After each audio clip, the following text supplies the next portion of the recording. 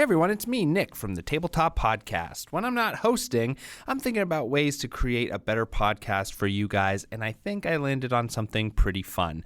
In fact, if you go to our Patreon at patreon.com/tabletop and join for as little as $1 a month, you can get access to a new episode a month that we're going to start putting out. In fact, we're going to be calling this one Wild Magic, I think, in that we're going to talk about anything and everything that interests us, not just TTRPGs, though there will be a lot of that. It is truly unhinged, and if you are a fan of the podcast and all of the hosts, you're definitely going to want to be on it. We're thinking of dropping these at the end of each month, so join our Patreon today. That is patreon.com/tabletop. Oh, and there's going to be so much more coming out in the new year there, so don't miss it. Sign up today.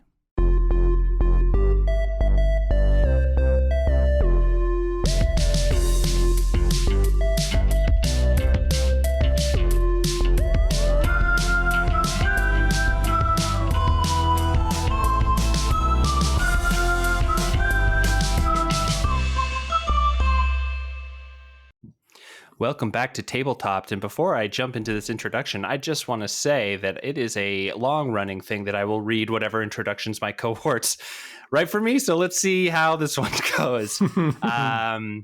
Welcome back, everyone. D&D's Dungeons! That's right, it's Tabletop, and we're talking about the first D in Dungeons & Dragons. Dungeons. So dig on down and don't be done. Say something, Shade. Okay, now Rio and now Franco. Do that in that order, please. Something. Yep. Hey. Something. Hi, Hey, what's up? Okay, It's me, Franco. wasn't in the order, but that's totally fine. Okay, now I was. yes, Shade, you did. I'm so proud of you. Okay, now we can dungeon down to Dungeon Town. Let's get into this dungeon sound. Okay, let's do this. We're talking about dungeons today. I actually really like whoever did that. That was a really good intro, actually. The amount of just like D words that you threw in there, I was like, somebody put a lot of effort into this, and I appreciate it. I think that was me. That sounds like me. Yeah, it was definitely. that sounds like a Franco. Yeah, I liked Dungeon Down to Dungeon Town. Dungeon Down to Dungeon Town. Thank you. I like your little improv one. Dungeon sound. You. Yeah, Dungeon sound is what this podcast is. The category it's under. Okay. Classic. But we were talking about this off mic a little bit before we started, and we were talking about maybe starting with trying to define what a dungeon is, because honestly, in games, depending on what kind of game you're running, all this kind of stuff, it can be anything from like a sky fortress that you stumble upon in the clouds, all the way to like classic subterranean How do you cave. stumble upon a cloud fortress? What are You have a flying ship. You go through really heavy clouds, and then someone's like, "There's something right in front of us." Boom! You found the flying city that's been abandoned or whatever. That's no cloud. That's a fortress. That's no cloud. That's a Sephiroth. Yeah. So what do you guys think? What is Zach honestly would have been a better. Sure. No one played Final Fantasy VII. Whatever. Sorry, I didn't. I just watched my I've cousin never play played a it. Final Fantasy game. Yeah. I only watched my cousin play it. We were a Nintendo household. Mm. I played it. I just didn't get you right. Oh, well, yeah, I'm not gonna. I think the only Final Fantasy I ever played was Crystal Chronicles, and I didn't have friends to plug in the Game Boys with. So it wasn't as good as everyone said. That's how Pokemon was for me. I was I don't have any friends. I guess I'll just stick with these 127 Pokemon. Okay, friends. What is a dungeon? I play with my cousin sometimes. It's fine. Yeah. So a dungeon is, I mean, the word itself is like it comes from the idea of the innermost Webster's Dictionary. Yeah, I mean, seriously. Webster's Dictionary defines dungeon as. But the idea is like the belly of the beast. It is the innermost bit of a fortress of some sort. Like that's or it is the literal belly of a beast. It could be also just the forest area that's like where you're exploring. It's wherever the exploration and seeking of the objective takes place. Yeah, I like to think of dungeons as an adventure site where the sort of the time scale is now you have like a specific space to play in, and now you have like a fictional space, and usually the easiest thing to run that with is like a physical dungeon, like a physical like underground area, a cave system or whatever, because it's so compact and stuff, and it's not just like, oh, I'm wandering around in the wilderness, I can do whatever. But yeah, you can also have like a little like path crawl, and you have like, you're like in a forest, or you're in a deserted town or something like that, and everything's kind of like connected to each other. So I like to think of when I think about dungeons, I really think I mostly think about like adventure sites. And it's just like a place where you can have an adventure in a compact sort of space. But I do run dungeons, yes. I don't think technically have a mega dungeon, I guess, but it's growing in the telling, I guess.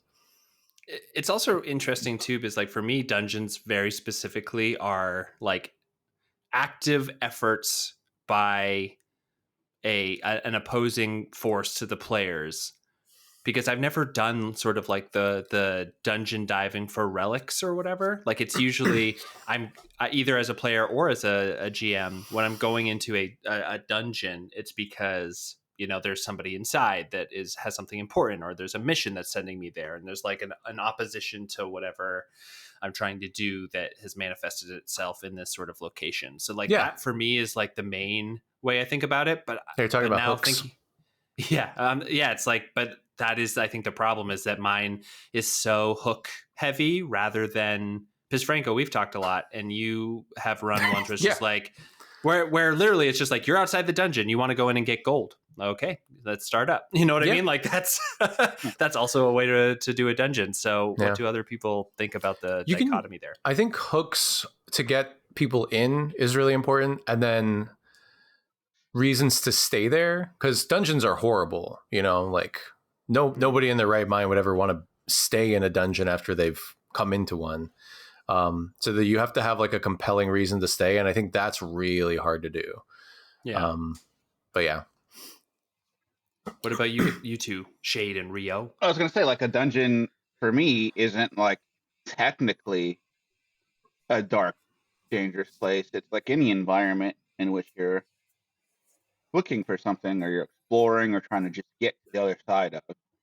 But would like a town be a dungeon? No, a town's a town, because you don't expect to be like danger around every corner in a town. But like a forest, unless you're in a specific town and it's haunted, and there's like maybe a sewer system, but also the above part is part of the dungeon too. That could be fun. You can go into a sewer system, that becomes more of a dungeon. I'm just saying there's more definition to it than just say sort of an underground mine or cave. Do dungeons have to be dangerous? Yes. Well, there's not. Yeah, it's not. It's an environment, or it's just like an overworld area. Yeah, 100% should be dangerous. Yeah. So this, like, I think for the game, yes. For the game, a dungeon is supposed to be a dangerous place. But you could do a number of things with this. Like maybe the dungeon is, more story, or what's the word? Showing. It's what's the word for expounding a narrative or explaining? Exposition. Thank you. Yes. Like, expository. I've never been on this side of that. That's really. Thank you, Rio. I really appreciated it. Yeah, expository. In what it's doing, because you come into this place, maybe it's empty, maybe its traps are already set off, maybe. That's true. It doesn't have to be dangerous. I say that's a set piece and not a dungeon. Correct. I would agree. Dungeons and Dragons that we're finding. Wait, sorry. What did you say, Rio? I said that's a set piece and not a dungeon at that point. Right. Right. I would agree with you, Rio. But I think that then kind of gets into the a differencing of the original source of the word versus the use of the term in a TTRPG. Here's, I think, Dungeons and Dragons is just an overarching view, because like not every game has a dragon, but like a lot of games have a storm cloud giant or a Dungeons and Dragons is a genre. So a dungeon, in this sense of like a Dungeons and Dragons, a dungeon is any area in which your adventurers are Yeah. going on an adventure, and the dragon is any monster that happens to be in that dungeon or protecting that 100%. same thing. Franco, what's up, Mike? Maybe for the purposes of this discussion, we should define the parameters of the dungeon. Since I think that's the idea of the whole episode, isn't it? No, I mean, I think no, I'm just got him.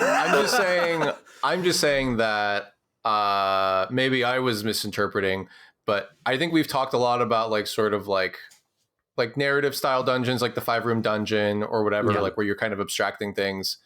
I am kind of interested in talking about like how you guys think about like actual spaces where you're just like, okay, here's like walls, here's paths, here's connections, here are factions, you know, here are monsters, here are NPCs that are helpful, NPCs that are not helpful. You know, here's like environmental factors, here's like what is, you know, like that type of thing. Like I'm interested in the physical space and how that physical space can be gameable, how that physical space can be interacted with by the players to make significant changes to that environment, to make meaningful decisions and stuff like that, rather than sort of saying like, this is, you know, I think that's how I would think about a dungeon, where it's like, it's a significant space where you are able to make decisions that impact the world somehow, but just in this sort of like narrow focused way. Yeah. This is interesting. Like, so for me, I would say that the most dungeony thing that I've ever made was probably between the snake sort of like weird in between reality place that you guys went in Lakewood, or the mill that you guys went to, the ghost. Yeah. And the mill did feel like a dungeon, but it was very like sort of scene focused. Like we went from, and that's we what I kind was of going went to from say. scene to scene. Yeah, Is for like the audience who weren't at that serpent or at that mill, can you tell like what that was? You know what? That is exactly what I was going to go into. So I was going to say in the mill one, it basically what it was an old abandoned mill, and they went in because some NPCs had wandered in. They wanted to go in and get them out, and then they also had other stuff going on that they could continue to chase down by continuing to explore this mill. And like weird, and basically the monsters inside were all paranormal in some way. But the way that I kind of did it was that when I approached it for the actual environment, I was like, what is in each of these places and how would it have to look like for them to be able to go in? It's actually very much like Rio's like biology and ecosystem like vector at stuff, but by saying like, hey, this ghost is trapped in a memory and this memory is going to replay throughout an entire thing unless they touch, you know, the object that is where this paranormal stuff is coming from. Like then that kind of decides how the place is going to look. So like I actually probably shouldn't change it too much from what it looked like when it wasn't a dungeon. I just need to make it a lot older. And so I basically just built out like a CEO office or like a building management's office and put stuff inside that would allow you to get information like the radio and stuff. That was like playing haunted shit as you guys went through. And then that's how I kind of approached the surrounding. But I also am a very narrative person. So I've also run into a lot of problems in dungeons where like people are like, wait, where am I? What does this place look like? And that has actually been a recurring problem for me. So that is probably something I need to take more care in, to think about the surrounding area, because I usually have to end up drawing out some kind of crude approximation of it on like some whiteboard and then show people as the best way to get through it. That's a way to do it. That's a totally valid way, you know, just doing a little picture. Yeah, right. I think it's interesting that you say all that, because I think the way that I understood that sort of the mill, it was very scene by scene, where we were going through a thing and we had an objective in each one of the scenes. And I think like I think you could think about that as a dungeon. I would definitely like, I could definitely see like making it feel more, I guess like I'm sort of saying like my definition that I've laid out earlier.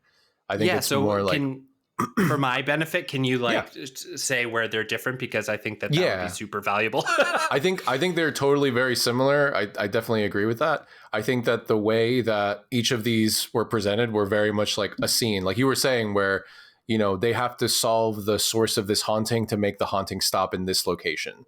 And Yeah. that's very like sort of goal oriented. I question for you as a designer, did you think that there was only one solution to that? No, in fact, the solution that I thought you guys would do was not the solution that you guys ended up doing. But Okay. like, I thought that very quickly you guys would enter the room and then start exploring into like the room and the panels, like the roof was like those kind of like weird office building tiles, Drop ceiling. and Or drop and tile, there was a skeleton up there that was like wearing a wedding ring that you guys could go and like figure. That's right. We didn't stuff end out. up going up there. Yeah, But you didn't end up going up there, and so you guys figured out a different way. And I was like, you know, say yes, fail forward, all that kind of stuff, like all of the other design principles that we talk about. And so it kind of was improvised because you guys didn't even interact with it in the way that I thought you would, because you guys didn't want to close the door, because every time the door closes and then it reopens, it's the same room in a different time period. Yeah. And you guys were so afraid of being stuck in a new time period that you guys would like keep the door open and be working between them, which was really cool, really interesting, totally not designed. And I mean, I think that's really good. I really like that part of it. I think I guess I think it's like thinking about the solution ahead of time. I think thinking through some like potential solutions is helpful for sure. But I think like focusing on one solution can kind of be a pitfall with a lot of like sort of game designing and dungeon designing and stuff like that. I mean, we talk about it all the time with like, don't put a solution behind a roll, don't put a solution behind a check kind of thing. I feel like this is a very similar kind of thing of like, don't make there be one right solution. So I guess, you know, obviously you've just heard Nick's thoughts on the flexibility there, but I'm curious what separated it from a dungeon in your mind? Because for me, I would say yes, those are dungeons, because dungeons in my mind are clearly defined spaces. They have, you know, there is a line that separates the major events and or danger, usually the and, not the or.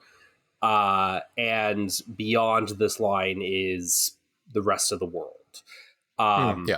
So what in your mind, you know, wasn't a dungeon? What didn't click for you there? I mean, I think I'm just sort of like trying to fit it into this type of definition, right? Where I guess like maybe if the space was more fully defined, like more specific stuff. But I think also like maybe just like what the openness of it was, like it felt like there was a specific thing that we were there to do, and that's what the dungeon was for, versus it feeling like it was I don't know, I guess like maybe, I mean, I think it definitely is a dungeon, but I think it's more, I think this is an interesting point to like chase down though, because is it sort of like because in a classic dungeon, the dungeon itself, the mill is more scene based. I get that. I was gonna say that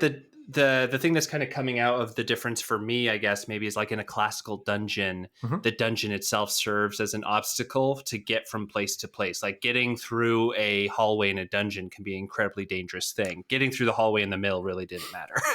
Right. It's like, but I think it's like, are you playing against the environment? Are you playing against people's intentions and like words?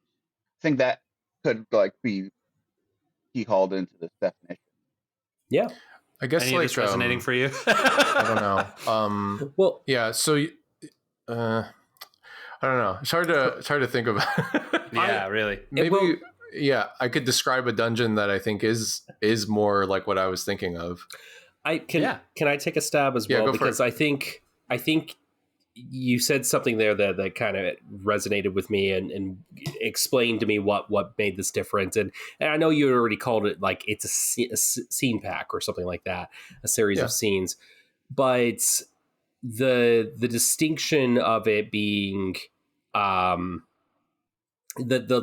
was less definition to it, and that made a lot of sense to me, because it occurred to me, we could do theater of the mind for a dungeon, but there are very specific components to a dungeon that I do see the mill kind of lacks, because a monster could tirade through a town, but I would never call the town the dungeon. I wouldn't, even though there's a threat, but it's not a dungeon. A dungeon has kind of more of a mythical setting to it. Interestingly, I do think I would call a haunted house a dungeon. Oh, totally. Which is why I think that this is something that I'm starting to kind of maybe glean as a differentiator, is that a classic dungeon feels like an ecosystem. Whereas the mill interacted with you guys because you were there, but it wasn't like a ecosystem for these monsters running around. And in fact, it was kind of because other people were fucking around in there that things were happening. But I think that's very cool though, because it's sort of like the villain of the story, like of our, of this arc, of this part of the game that we were playing, did interact with the mill in such a way to trigger all of these hauntings, activate these hauntings basically. And I think like you could think of each of the places that the mill is just a dungeon where every room is a trap. Because every room was basically like, here's a specific haunting, you have to work your way through it.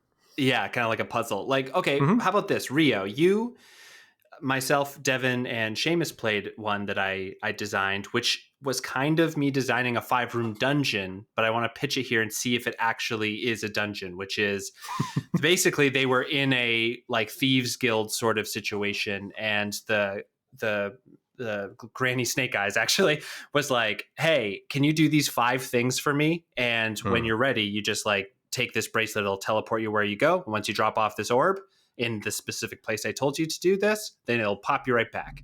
And so they would keep going to these 5 different locales to drop these orbs off. Turned out that they were like detonation charges for the thieves guilds to rapidly get to take territory from another rival guild or whatever.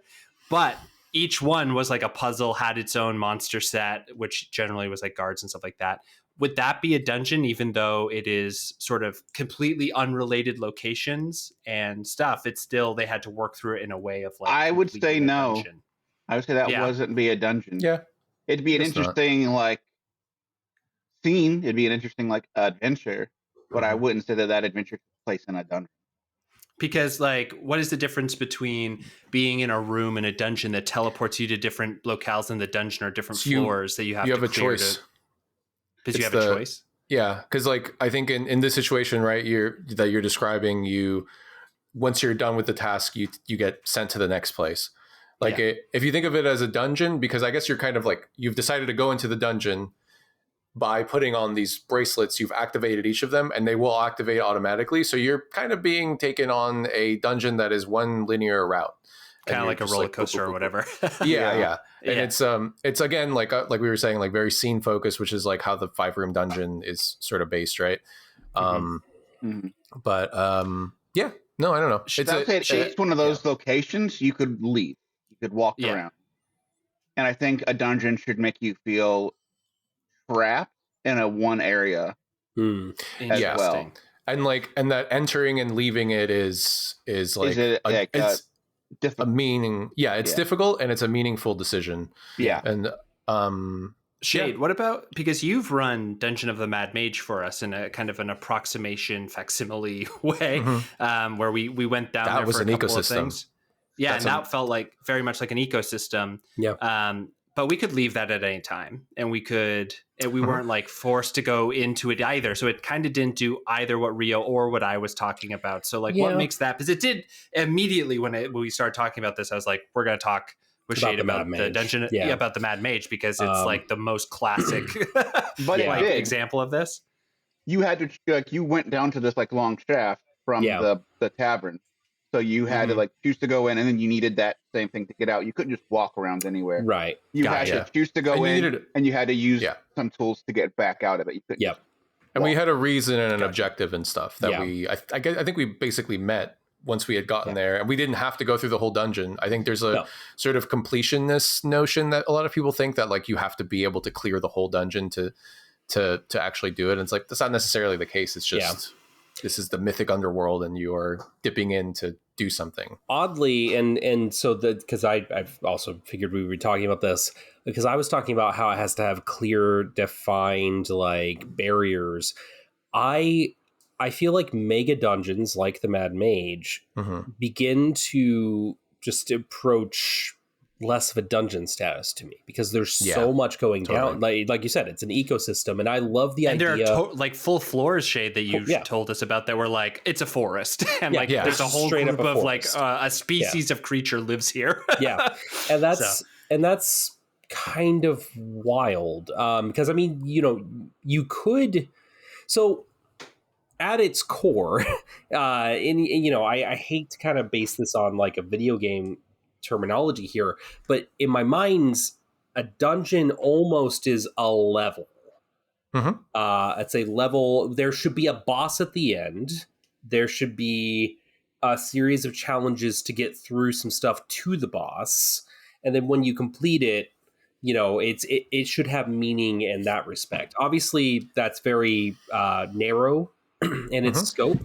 But also, just to add on to this, because I don't want to move on and then forget, but also I would add on to that description, because I think you're right, but also want to include what Franco was talking about, where it is a level with a boss at the end, all that stuff, but there isn't one way to go through. There's not one path, because that's what you were kind of saying about the mill, was that it was sort of like you put the roller coaster thing down and you're off, like you're going to this place and this place and this place. Yeah, the mill we had it was a very narrow set of choices, but we could tackle in whatever way we wanted, but it was still we had to clear all of them.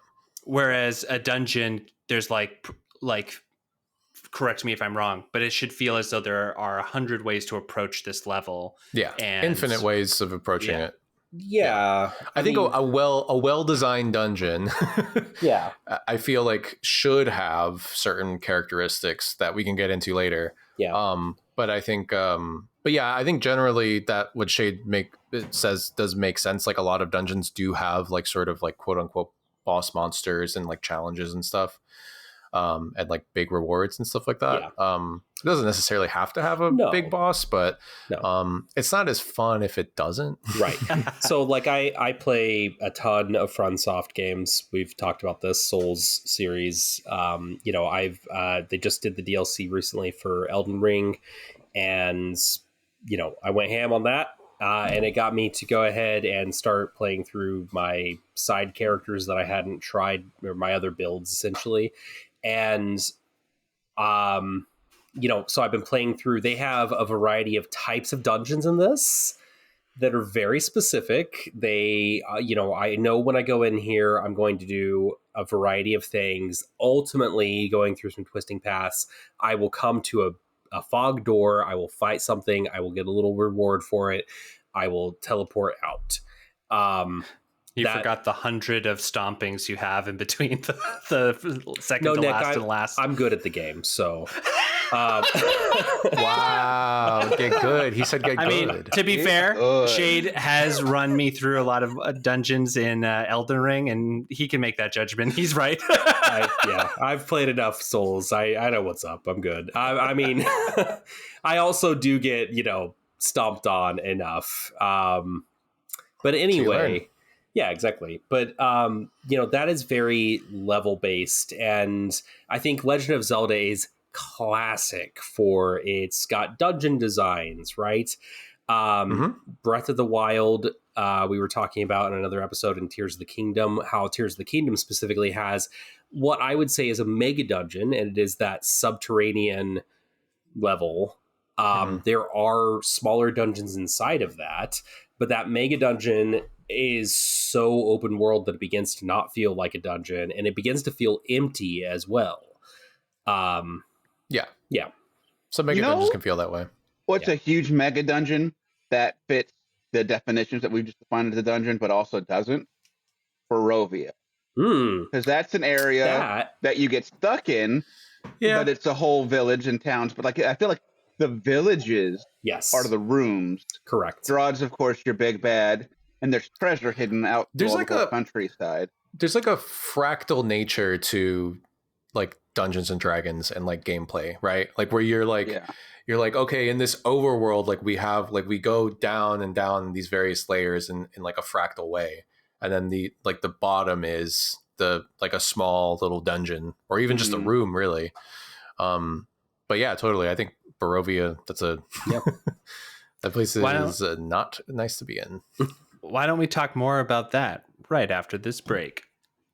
Greetings, adventurers. I'm Max, and I compose background music and themes for tabletop games. Whether you're delving into Dungeons and Dragons, unraveling mysteries in Call of Cthulhu, or battling in Warhammer 40k, let my music set the perfect tone for your games.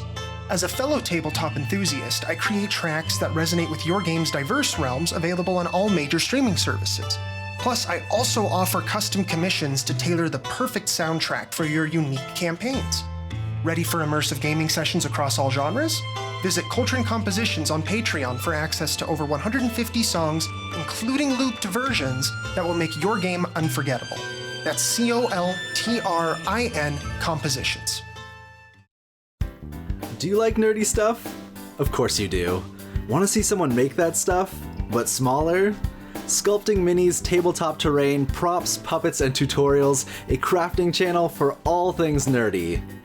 Join me over on YouTube at Niche Crafts, where I make stuff about stuff. Welcome back, everyone, to another episode of Tabletop. We're talking dungeons today, and right before break, we were talking about Barovia as a great example of this. Why don't we jump back in there? So Barovia, I think, is a really interesting example because it does do one thing, Franco, that you mentioned very briefly at the beginning, which is like, it's not nice to be in a dungeon. And Barovia, I think, kind of captures that feeling very nicely of like, yeah, we're not just going to like take a nap in the woods because fucking evil shit is everywhere. Rio, I want to ask you about Castle Ravenloft, because you abstracted that for us, because you read Ravenloft and you were like, I don't want to run this. I decided that it would be a lot easier to do it like in more my style, using it as like a very basic skeleton. I also looked at that dungeon and I was like, we should not. I was like, that was the right call. Yeah. It's so there's like big. 100 rooms. Yeah, there's 100 rooms, and that's a whole campaign, really. It like is. 100 rooms of a dungeon is a whole campaign. If you get through 5 rooms a night, that's a really fucking long time. I mean, with 20 sessions. with how long it takes to complete a combat in 5e, and like the fact that we were, like remote, very newly remote, and Aaron had a baby, and it's like just like no that was the right call. we don't have to spelunk around here. We had done enough already spelunking around Barovia to deal with spelunking to a castle, and all we really needed from the castle was the fight Strahd. I think honestly, and this is going to mean nothing to any of you, but speaking of Aaron, like Aaron probably designed some of my favorite dungeons ever. I think really. Yeah, I think his dungeons were the first dungeons I ever actually played in, because like Rio was saying, like he doesn't really run dungeons. Yeah.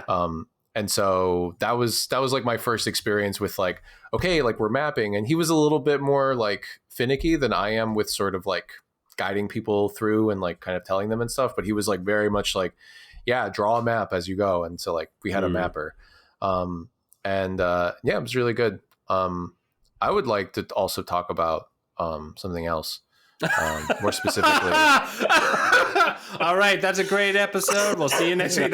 Just kidding. What do you? No, I guess I just mean like I would like to share about like how like sort of like different dungeon philosophies I've come across, and like how I've kind of tried to design my dungeons and the mega dungeon that I'm kind of running, sort of.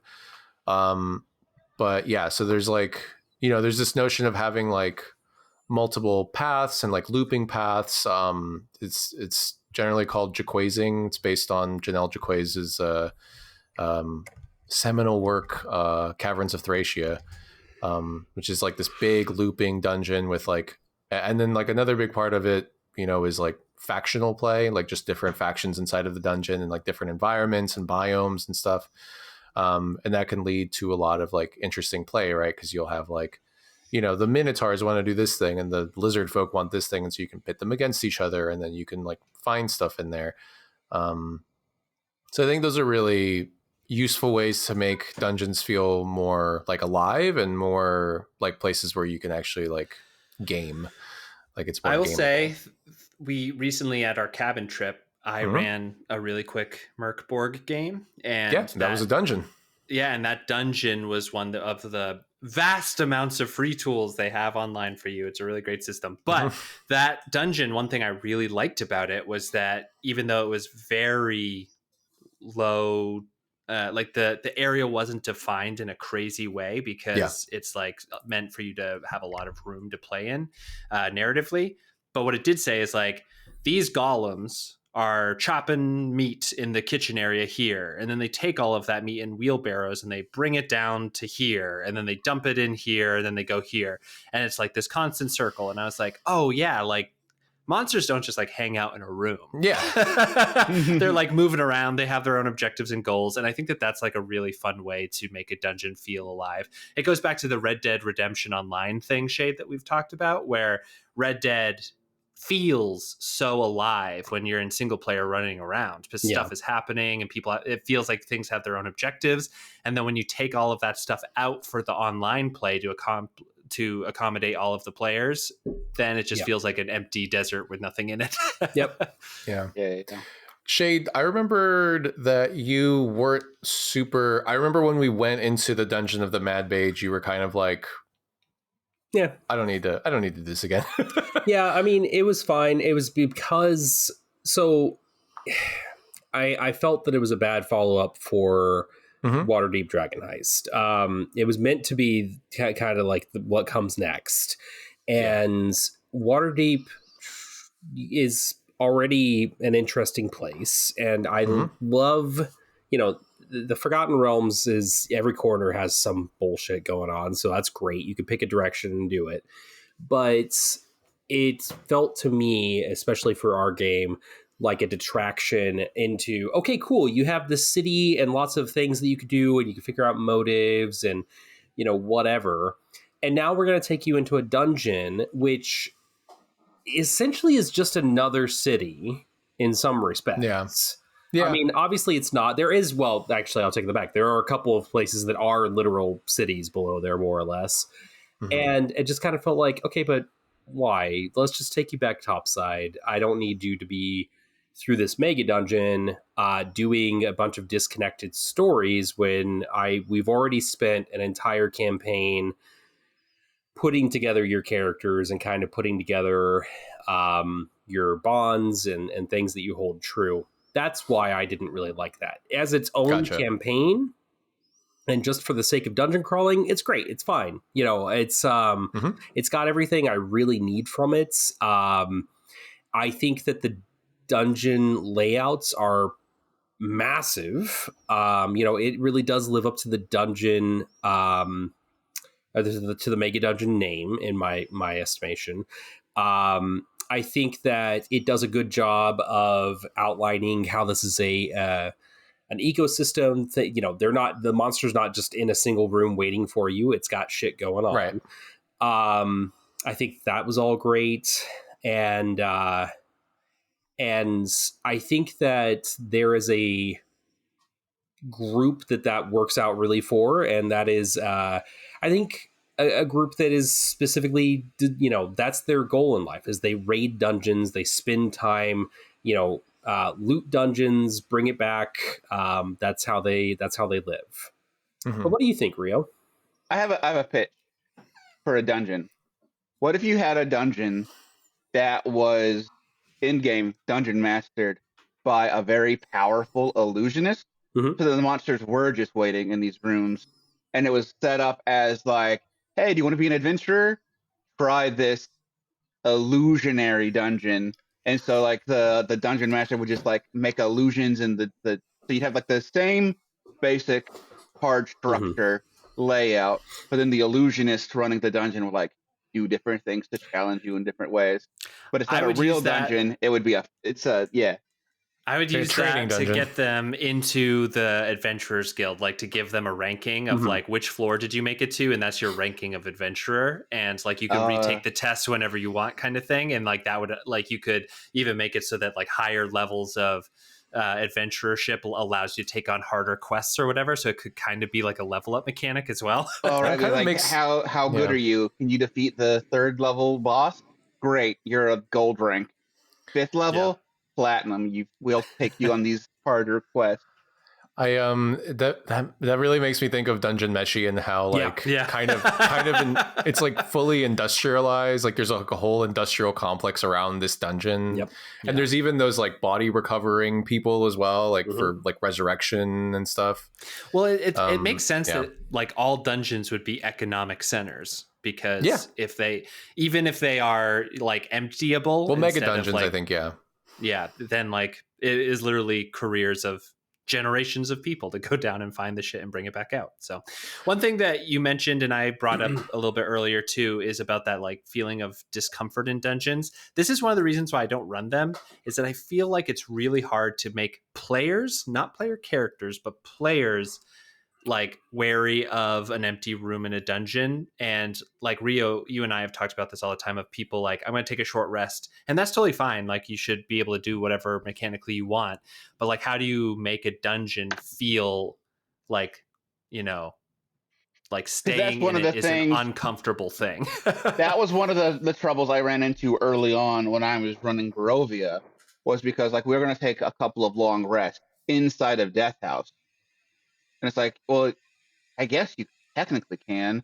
So like we barricade this room, we like Did we? have watch. But I was like, you shouldn't really be able to do this, but there's no reason to stop you. So We like, did, you guys we did went and barricade did one of the rooms. I think it yeah, was you just guys a kept short going rest, out, doing though. something, and then coming back, and no, you were sleeping. Okay. I don't remember. I thought it was a short sleeping rest. there. too. I remember it was a short rest for Yeah, sure. So I remember you kept going back, like, oh, let's go back But and long let's- rest in the bed. But let's treat it as though like it is a long rest situation in a dungeon. How do you make the dungeon have sort of like a way to make that not seem like a good idea? Well, in most OSR games, you cannot rest in the dungeon. Yeah. And the Just other as a thing hard is, rule in the mechanics of the book. it's just part of the mechanic of the world. Is like you just can't rest in a dungeon. And I think like theoretically you could have it be like it's too spooky in there, it's dark, it's oppressive, it's stressful, it's hard to get a good night's rest. And then one main like actual mechanical like sort of physical way that you could do it is by having which I think like all dungeons probably should have is a wandering monster. Yeah. So you would have like, that's like a really big part of old D&D modules and stuff where you roll a D whatever, and then that's a monster shows up X distance away coming towards you. And then you roll the reaction, and it's like, are they hostile? Are they neutral? Are they friendly? Are they whatever? Are they polite? And so if you're rolling that, and that roll happens every 20 minutes. And so if you're doing that during an 8-hour rest, you're rolling that like 20 minutes at a time. And like, I don't know, you barricade as well as you can, but the big hulking like monster that has a really good sense of smell, like picks up your scent and starts breaking down your barricade. Like you're not going to get a good night's rest. Yeah. And there's also like other ways you can sort of do this too without using like if you're doing a dungeon that isn't monster based, I guess you could also just have it like you said earlier, Franco, dungeons are sort of like a dip into the underworld, and you could just make it like dungeons have a miasma that like if you're in there for 8 hours, then you just pass out or something, and that you probably get devoured by the dungeon. So there was a blog that I read that said something like that, where it's like, instead of using light sources as a way to get people to leave the dungeon, like light sources running out, then using like disease or miasmas and stuff like that, magic curses. Can I say that I've already kind of done that, and I want to tell you about it? Yes, I would love So as I've been reworking my Coronor world, I'm trying to make it more of a post-apocalyptic civilizations coming back up again, instead of like just this whole fantasy world where everything's available.